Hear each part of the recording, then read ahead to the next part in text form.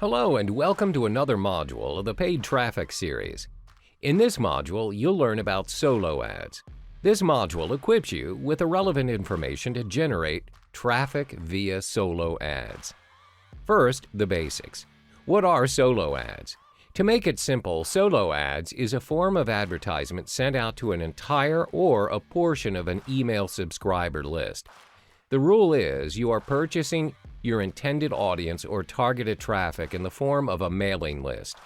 Your main goal is to drive them to your landing page. You may also purchase solo ads to promote an affiliate link. Where do you find your targeted audience on your intended mailing list? Generally, when you have ideal audiences in mind, you have two choices. You may deal with a solo owner where they have already established their own mailing list in a specific niche. You may also contact an ads broker who acts as an agent for this business.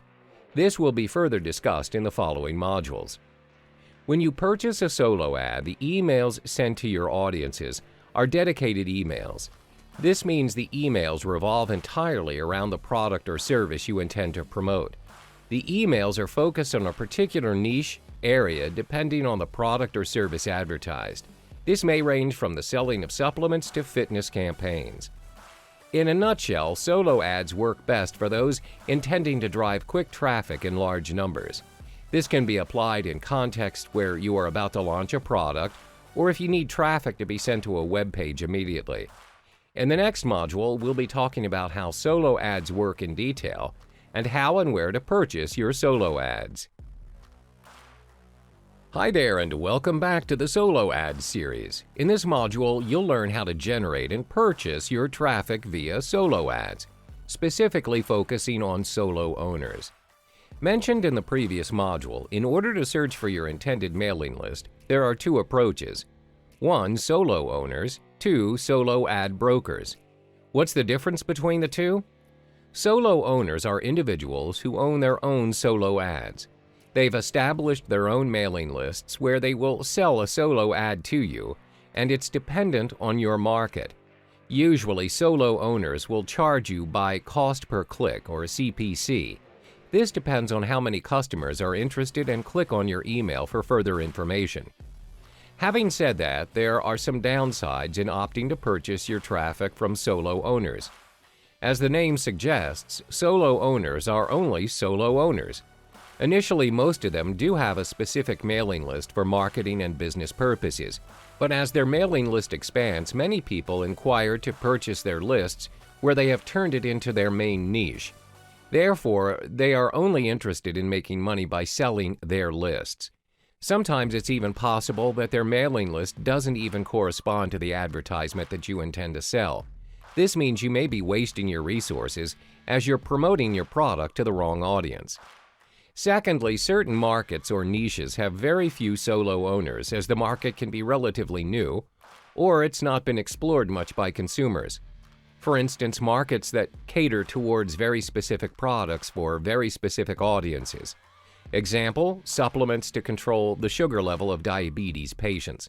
As a result, you may find some difficulties in generating or finding suitable mailing lists for you via solo owners. Another drawback is, as the solo owners are charging you based on CPC, the conversions may be low.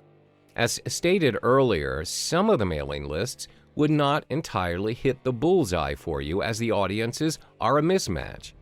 Now you've understood solo owners. In the next module, we cover another vehicle to generate your traffic, which is solo ads brokers. Hey there and welcome back. We explore another initiative to generate your traffic which is based on solo ads brokers. By the end of this module, you'll be able to weigh your choices in generating traffic. What are solo ads brokers and how do they aid you in generating traffic? Solo ads brokers are individuals who may manage 20 to 30 mailing lists assigned by their respective owners. They observe the progress of each list carefully. They're also known as the agents of solo ads, just like how real estate agents function in the property investment scene. They know which lists are active and which aren't. They also have an idea of the list's interests and how many clicks are made per list. They are paid by the list owners, and they will usually charge you a base on cost per thousand, CPM. Therefore, you don't have to worry about the cost, as it is highly unlikely for them to charge you unreasonably. How do we measure CPM? CPM is a jargon referring to the cost of media vehicle reaching 1,000 audience. We will be discussing that in more detail in the following module. Usually, how solo brokers work is they advertise you on the traffic you should purchase based on available lists. When you test run your solo ad and you find it is not generating the amount of traffic you want, you can always go back and discuss about the problem that you're facing to your solo brokers. They are more than willing to help and compensate for your loss by doing what they call a make good, where they'll try to improve the situation. They'll either provide you with another mailing list or they'll give you discounts in your future purchases. It is in their nature to ensure that their customers have a good experience.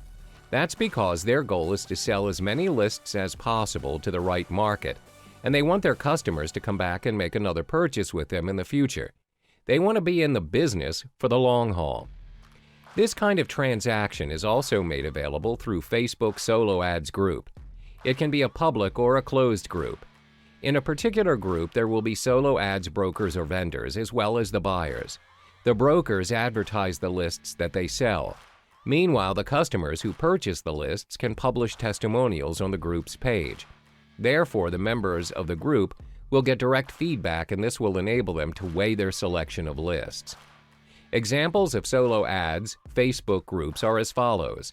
1. Solo ads and funnel clicks market. 2. Solo ads, ad swaps, and email marketing. Again, one of the drawbacks is that solo ads brokers are also dependent on the market. You need to scout around to ensure you're dealing with the right broker where they provide you with the intended audience.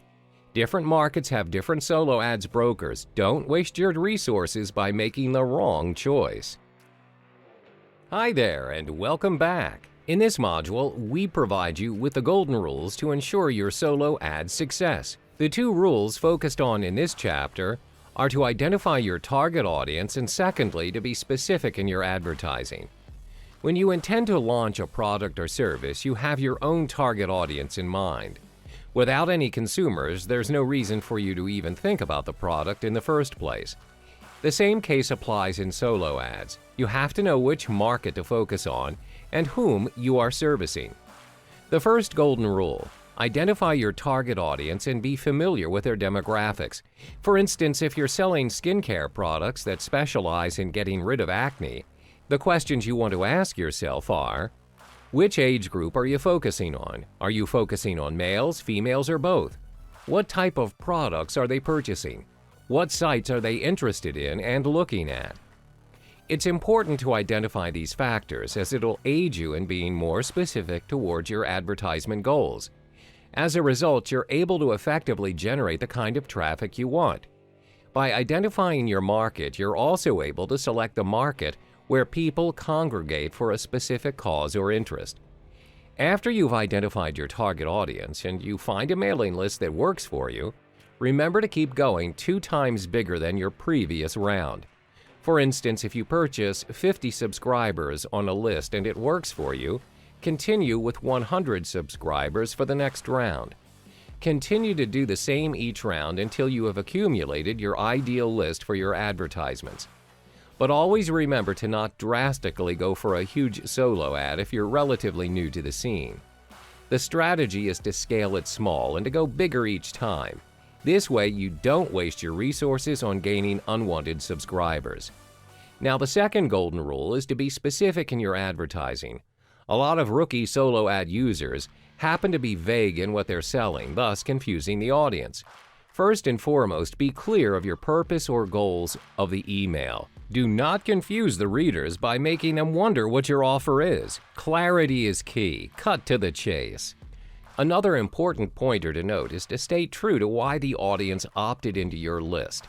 For instance, when your solo ad directs them to your squeeze page, make sure that they get what they came for. If your squeeze page is giving additional information on your skincare product, don't send them an ad on slimming pills. Yes, it happens. When you fail to deliver relevant information to your audience, it can go 2 ways.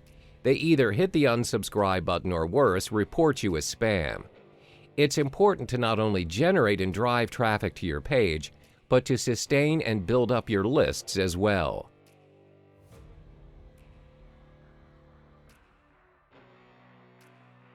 Hey there, and welcome back to the Solo Ads series. In this module, we'll be focusing on another golden rule where you can't afford to miss, which is knowing your numbers. When we talk about numbers, it all boils down to two major components. One, identifying the cost to purchase your solo ads. Two, tracking your progress. In any business, it's vital to identify the costs invested in your product or service. This is to ensure that you adhere to the budget and do not go overboard as a result, wasting your resources. When you have invested, the next step would be tracking your progress to identify if your investment generated profit or loss. Now, some people may think it's unnecessary to track your progress when you're only dealing with solo ads, but trust me, it pays to be systematic and calculative, especially if you want to go big. First and foremost, let's identify the cost to purchase your solo ads. When purchasing solo ads, you are usually charged based on cost per thousand. That's CPM. CPM is a marketing jargon and is the most common method in pricing web ads. It refers to the cost of a media vehicle reaching 1,000 people in audience. Some solo ad sites will charge you based on their fixed rate. For instance, it'll cost you $1,500 to advertise to a mailing list of a specific size. The M in CPM represents the Roman numeral for 1,000. The CPM formula is as follows: cost of 1 unit of media program divided by size of media program audience times 1,000. Let's illustrate an example. The mailing list size for Market A is 100,000. The price for a solo ad referring to Market A is $10,000. Therefore, your CPM would be calculated as follows. CPM equals $10,000 divided by 100,000 times 1,000, which equals $100. This means it'll cost you $100 to reach 1,000 audience in Market A. The cost to purchase your solo ads is dependent on the market. But remember, our rule is to start small and grow bigger as you go. Do not pay a fortune if you are still new to the scene. After you've paid for the cost and your ads are up and running, it's time to track your progress. What you need to do is create your own method for tracking, where this can be effectively done with Microsoft Excel. Get to know your numbers and, most importantly, your results. Did you hit the target? If you did, then congrats. If you did not, then this is when you backtrack and detect what went wrong. You should track your progress based on the following points: number of clicks on your landing page, sales accumulated, pending sales, the cost of advertising, profit gained, net results. Always remember, numbers don't lie. We've come to the final chapter of the Solo Ad series. In this final module, you'll be testing out your ads. From the previous modules, we said to test small and scale small. As a beginner, it is unrealistic for you to be too ambitious and spend your resources on a market you're uncertain of. The first try is always the hardest, and it won't guarantee you the results you wished for. Therefore, be strategic in your solo ad journey and test run your solo ads frequently through a small sample. For instance, when you found a particular mailing list that suits your market and the sample size is 100,000, what should you do? For the first run, you should only take up to 10% of the solo ad block, which means you select 10,000 lists from the entire block. This gives you the chance to track your progress and observe your performance. You are able to identify if the solo ad is in fact the suitable market for you. If it didn't work out the way you planned, devise a new plan and improve. Most important, you are not taking a risk you can't afford to handle as you are scaling it small. When you figured out the game and set up your game plan, my suggestion is to gradually increase your solo ads by 10%. Do not scale it up drastically. Remember, consistency and sustainability is always key. As mentioned earlier, from the 100,000 subscribers, you have had your test run of 10%. Continue to purchase the next 10% from the same block and test run your ad again. If you found out it is working for you, then go for the next 10%.